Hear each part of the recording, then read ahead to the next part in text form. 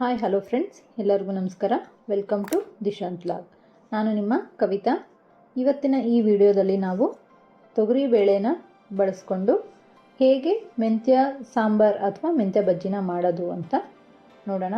ದಿನ ಒಂದೇ ಥರದ್ದು ಸಾಂಬಾರು, ಒಂದೇ ಥರದ ಇದು ಅಡುಗೆ ಅಂದರೆ ಎಲ್ರಿಗೂ ಬೇಜಾರು ಅನಿಸುತ್ತೆ. ಇದು ತುಂಬ ಟೇಸ್ಟಿಯಾಗಿರುತ್ತೆ ಸಾಂಬಾರು. ಇದನ್ನು ಮಾಡೋದಕ್ಕೆ 1 ಬೌಲಷ್ಟು ತೊಗರಿಬೇಳೆ ಮತ್ತು 1 ಟೇಬಲ್ ಸ್ಪೂನಷ್ಟು ಮೆಂತ್ಯ ಕಾಳನ್ನ ತಗೋಬೇಕು. ಇದನ್ನು ಕ್ಲೀನಾಗಿ ವಾಶ್ ಮಾಡಿ 4ರಿಂದ 5 ತಾಸು ನೆನೆಸ್ಕೋಬೇಕು. ನೋಡಿ, ನಾನು ತೋರಿಸ್ತಾ ಇದ್ದೀನಲ್ಲ, ಈ ರೀತಿ 4ರಿಂದ 5 ತಾಸು ನೆನೆಸ್ಕೋಬೇಕು. ಮತ್ತು ಇದಕ್ಕೆ ಮಾಡೋಕ್ಕೆ ಬೇಕಾದಂಥ ಇಂಗ್ರೀಡಿಯೆಂಟ್ಸ್ನ ನೋಡೋಣ. 1 ಟೇಬಲ್ ಸ್ಪೂನು ಮಸಾಲ ಪೌಡರು, ಮನೆ ಮಸಾಲೆನೇ. ಆಮೇಲೆ ಹುಳಿ, ರುಚಿಗೆ ನೋಡಿಕೊಂಡು ಹುಳಿ. ಮತ್ತು ಒಗ್ಗರಣೆಗೆ ಹಾಕೋದಕ್ಕೆ ನಾವು ಮೀಡಿಯಮ್ ಸೈಜು 1 ಆನಿಯನ್ನ ಈ ರೀತಿ ಚಿಕ್ಕದಾಗಿ ಕಟ್ ಮಾಡಿ ಇಟ್ಕೊಂಡಿದ್ವಿ. ಮತ್ತು ಸಾಸಿವೆ, ಜೀರಿಗೆ, ಕರಿಬೇವು, ಇದಿಷ್ಟು ಒಗ್ಗರಣೆಗೆ. ಮತ್ತು ಇನ್ನು ಮಸಾಲೆ ರುಬ್ಕೊಳ್ಳೋದಕ್ಕೆ ಕೊತ್ತಂಬರಿ, ಕರಿಬೇವು, ಖಾರಕ್ಕೆ ಅನುಗುಣವಾಗಿ ಮೆಣಸಿನ್ಕಾಯಿ ಮತ್ತು ಕಾಯಿ ತುರಿ ಅಥವಾ ನಾನು ಚಿಕ್ಕದಾಗಿ ಕಟ್ ಮಾಡಿ ಇಟ್ಕೊಂಡಿದ್ದೀನಿ, ಜೀರಿಗೆ, ಬೆಳ್ಳುಳ್ಳಿ. ಮತ್ತು ನೆನೆಸ್ಕೊಂಡಿದ್ವಲ್ಲ ಆವಾಗಲೇ ತೊಗರಿಬೇಳೆ, ಮೆಂತ್ಯಕಾಳು, ಇವಿಷ್ಟು ಬೇಕು. ಈಗ ಮಾಡೋದು ಹೇಗೆ ಅಂತ ನೋಡೋಣ. 1 ಮಿಕ್ಸಿ ಜಾರ್ಗೆ ಕೊಬ್ಬರಿನ ತೊಗೊಂಡು ನುಣ್ಣಗೆ ರುಬ್ಕೋಬೇಕು. ಈ ರೀತಿ ಸಣ್ಣಗೆ ರುಬ್ಕೊಂಡಾದ ನಂತರ ಮೆಣಸಿನ್ಕಾಯಿ, ಬೆಳ್ಳುಳ್ಳಿ, ಜೀರಿಗೆ, ಕರಿಬೇವು, ಕೊತ್ತಂಬರಿ, ನಾವೇನೇನು ತೊಗೊಂಡಿದ್ವೋ ಮಸಾಲೆ ರುಬ್ಕೊಳೋಕ್ಕೆ ಅದನ್ನೆಲ್ಲ ಹಾಕ್ಕೊಂಡು ನುಣ್ಣಗೆ ನೀರು ಹಾಕಿ ಸ್ವಲ್ಪ ನುಣ್ಣಗೆ ರುಬ್ಕೊಂಬರೋಣ.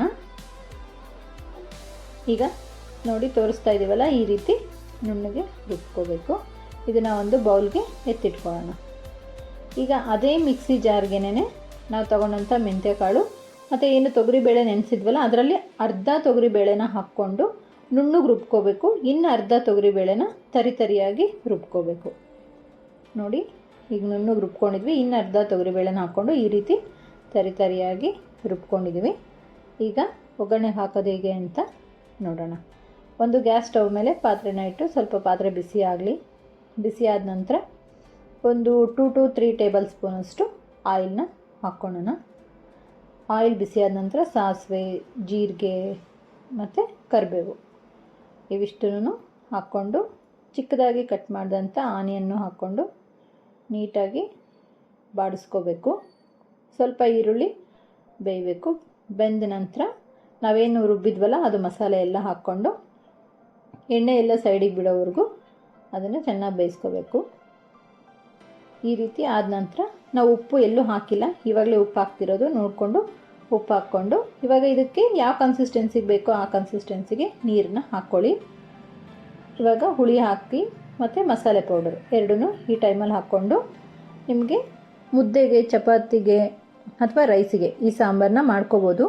ರೈಸಿಗಾದರೆ ಸ್ವಲ್ಪ ನೀರಾಗಿ ಮಾಡಿಕೊಂಡ್ರೆ ಚೆನ್ನಾಗಿರುತ್ತೆ. ನಾವು ಮುದ್ದೆಗೆ ಮಾಡ್ತಾ ಇರೋದ್ರಿಂದ ಸ್ವಲ್ಪ ತಿಕ್ಕಾಗಿ ಮಾಡ್ಕೊಂಡಿದ್ದೀವಿ. ನೋಡಿ, ಈ ಕನ್ಸಿಸ್ಟೆನ್ಸಿ ಇದ್ದರೆ ಸಾಕು ಮುದ್ದೆಗೆ. ಈ ಟೈಮಲ್ಲಿ ನೀವು ಹುಳಿ, ಉಪ್ಪು, ಖಾರ ಎಲ್ಲದನ್ನು ನೋಡಿಕೊಂಡು ನಿಮಗೇನು ಬೇಕೋ ಅದನ್ನು ಆ್ಯಡ್ ಮಾಡ್ಕೋಬೋದು.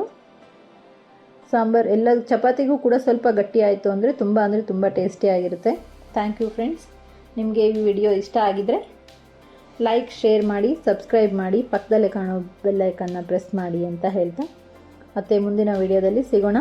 ಅಲ್ಲಿವರೆಗೂ take care. Bye. Thank you.